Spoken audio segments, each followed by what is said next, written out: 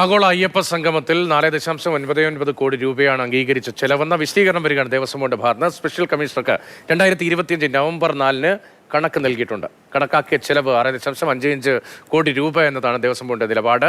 വിലപേശലിനായി 17 ചേർന്ന യോഗത്തിൽ ബോർഡ് ആവശ്യപ്പെടുന്നത് ഈ കണക്കാകും എന്നതാണ് ഇപ്പോൾ വ്യക്തമാകുന്നത്. സ്പെഷ്യൽ കമ്മീഷണർക്ക് നൽകിയ റിപ്പോർട്ട് മാതൃഭൂമി ന്യൂസ് ലഭിച്ചു.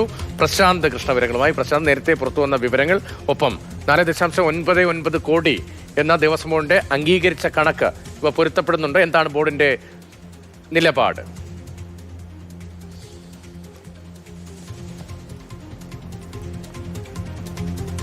ആഗോള അയ്യപ്പ സംഗമത്തിൽ നവംബർ മാസം 4-ാം തീയതിയാണ്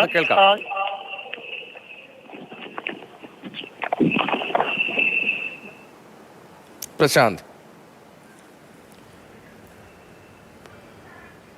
ആഗോള അയ്യപ്പ സംഗമത്തിൽ 4,99,00,000 രൂപ, അതാണ് അംഗീകരിച്ച ചെലവ്. എന്താണ് ദേവസ്വം ബോർഡ് ഇപ്പോൾ നിലപാട്? സ്പെഷ്യൽ കമ്മീഷണർക്ക് 2025 നവംബർ 4-ന് കണക്ക് നൽകിയിട്ടുണ്ട്. കണക്കാക്കിയ ചെലവ് 6.55 കോടി രൂപയെന്നും ദേവസ്വം ബോർഡ് വ്യക്തമാക്കുന്നു. വിലപേശലിനായി 17 ചേരുന്ന യോഗത്തിൽ ബോർഡ് ആവശ്യപ്പെടുന്നത് ഈ കണക്കെന്നും ദേവസ്വം ബോർഡ് വ്യക്തമാക്കുന്നു. പ്രശാന്ത്, വിവരങ്ങൾ.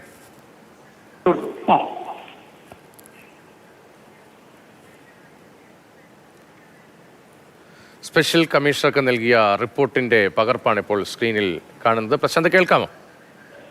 രതീഷ്, 2025 നവംബർ മാസം 4-ാം തീയതി ഈ അയ്യപ്പ സംഗമവുമായി ബന്ധപ്പെട്ട കണക്കുകൾ Thiruvithamkoor Devaswom board Devaswom commissioner special കമ്മീഷണർക്ക് നൽകിയിരുന്നു. അതായത് സ്പെഷ്യൽ കമ്മീഷണർ എന്നാൽ ഹൈക്കോടതി നിയോഗിക്കുന്നതാണ് സ്പെഷ്യൽ കമ്മീഷണർ. അപ്പോൾ സ്പെഷ്യൽ കമ്മീഷണർക്ക് നൽകിയിരിക്കുന്ന കണക്ക് പ്രകാരം അയ്യപ്പ സംഗമത്തിന് ആകെ അംഗീകരിച്ചിട്ടുള്ള കണക്ക് എന്നത് 4,99,00,000 രൂപയാണ്. അതേസമയം തന്നെ ഇതിൽ ഈ ഇവന്റ് നടത്തിയ സ്ഥാപനം, അതായത് ഊരാളുങ്കലിന്റെ സ്ഥാപനം റിക്വസ്റ്റ് ചെയ്തിരിക്കുന്ന തുക എന്നത് 6,55,00,000 രൂപയാണ്. അപ്പോൾ ആ തുക പൂർണ്ണമായി അംഗീകരിക്കാതെ 4,99,00,000 രൂപ മാത്രമേ നൽകാനാകൂ എന്ന തീരുമാനമാണ് ദേവസ്വം കമ്മീഷണർ അറിയിച്ചിരിക്കുന്നത്. ഇത് റിപ്പോർട്ടായി തന്നെ ഹൈക്കോടതി നൽകുന്നതിനായി ദേവസ്വം കമ്മീഷണർ സ്പെഷ്യൽ കമ്മീഷണർക്ക് കൈമാറുകയും ചെയ്തിട്ടുണ്ട്. എന്തായാലും ഇതിൽ ഓരോ വിഭാഗത്തിനും എത്രയെല്ലാമാണ് ചെലവായത്. ഇവന്റ് മാനേജ്മെന്റിന് ഇനത്തിൽ റിക്വസ്റ്റ് ചെയ്തിരുന്നത് 1,64,00,000 അത് ആ രീതിയിൽ തന്നെ അംഗീകരിച്ചിട്ടുണ്ട്. ഇങ്ങനെ ഓരോ ഭക്ഷണം നൽകിയ ഇനത്തിൽ 21,50,000 രൂപയാണ് വകയിരുത്തിയിരുന്നത്, അല്ലെങ്കിൽ അവർ ആവശ്യപ്പെട്ടത് ചെലവായതായി കണക്കാക്കിയിരുന്നത്. ആ കണക്ക് അംഗീകരിക്കുകയും ചെയ്തിട്ടുണ്ട്. പക്ഷേ മറ്റ് ചില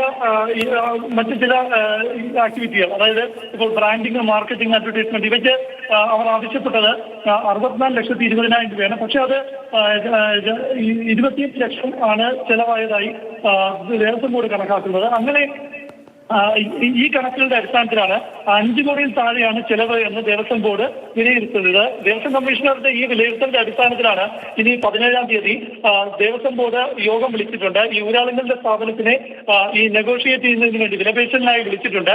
അവർ 7 കോടി രൂപ ചെലവായി എന്ന് പറയുമ്പോൾ 7 കോടി എന്നുള്ളത് ഞാൻ നേരത്തെ പറഞ്ഞ കണക്കാണ്. 6,55,00,000 രൂപയാണ് ചെലവെന്ന് അവർ വാദിക്കുമ്പോൾ അത് 5 കോടി രൂപയിൽ താഴെയാണ്. അതായത് GST അടക്കം 4,75,00,000 രൂപയാണ് ചെലവ്. അതിൽ GST കൂടി ചേരുമ്പോൾ 4,99,57,189 രൂപയാണ് ആഗോള അയ്യപ്പ സംഗമത്തിന്റെ ചെലവായതായി ദേവസ്വം ബോർഡ് കണക്കാക്കുന്നത്. ആ കണക്ക് മാത്രമേ നൽകാൻ സാധിക്കൂ എന്ന് ദേവസ്വം ബോർഡ് 17-ാം തീയതി ദേവസ്വം ബോർഡ് പ്രസിഡന്റിന്റെ നേതൃത്വത്തിൽ വിളിക്കുന്ന യോഗത്തിൽ അറിയിക്കും.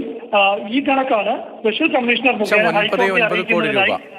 അല്ല, ഇപ്പോൾ 4.99 കോടി രൂപ ചെലവായി ആണ്, അതാണ് അംഗീകരിച്ച കണക്ക് എന്താണല്ലോ ദേവസ്വം ബോർഡ് വ്യക്തമാക്കുന്നത്. അതുമായി ബന്ധപ്പെട്ട് 2025 നവംബർ 4-ന് സ്പെഷ്യൽ കമ്മീഷണർക്ക് നൽകിയ കത്ത്, അതിന്റെ വിശദാംശങ്ങൾ വരുന്നു. അപ്പോൾ ഇപ്പോൾ നടന്ന ഓഡിറ്റ്, അതും ഇതും തമ്മിൽ എങ്ങനെ താരതമ്യപ്പെടുത്താം? ഈ അയ്യപ്പ സംഗമത്തിന്റെ കണക്കുകൾ ഹൈക്കോടതിയെ അറിയിക്കുന്നതിനായി ആദ്യം ഹൈക്കോടതി അനുവദിച്ചിരുന്ന സമയം 45 ദിവസമാണ്. പക്ഷേ ഈ സമയത്തിനുള്ളിൽ ഈ കണക്ക് നൽകാത്തതുകൊണ്ട് പിന്നീട് സമയം നീട്ടി നൽകി. എന്തായാലും ഈ ദേവസ്വം ബോർഡ് ഈ വിജയൻ ആൻഡ് അസോസിയേറ്റ് എന്ന ചാർട്ടേഡ് അക്കൗണ്ടന്റിനെയാണ് കാലങ്ങളായി ബോർഡിന്റെ ഓഡിറ്റിംഗുമായി ബന്ധപ്പെട്ട ഓഡിറ്റിംഗുമായി ബന്ധപ്പെട്ട കാര്യങ്ങൾക്കായി നിയോഗിച്ചിരിക്കുന്നത്. അങ്ങനെ അതിന്റെ ഭാഗമായാണ് ഈ ഓഡിറ്റിംഗ് നടന്നത്. പക്ഷേ ഈ ഓഡിറ്റിംഗ് നടന്ന ഘട്ടത്തിൽ ഇപ്പോൾ പുറത്തു വരുന്ന വിവരങ്ങളുടെ കൂടി അടിസ്ഥാനത്തിൽ ബോർഡ് വിശദീകരിക്കുന്നത് പലതും ഇൻവോയിസുകളും അല്ലെങ്കിൽ പൂർണ്ണമായും പേയ്മെന്റ് നൽകാത്തതും ഉള്ള കണക്കുകളാണ്, എസ്റ്റിമേറ്റ് എല്ലാമാണ് എന്ന വിവരങ്ങളാണ്.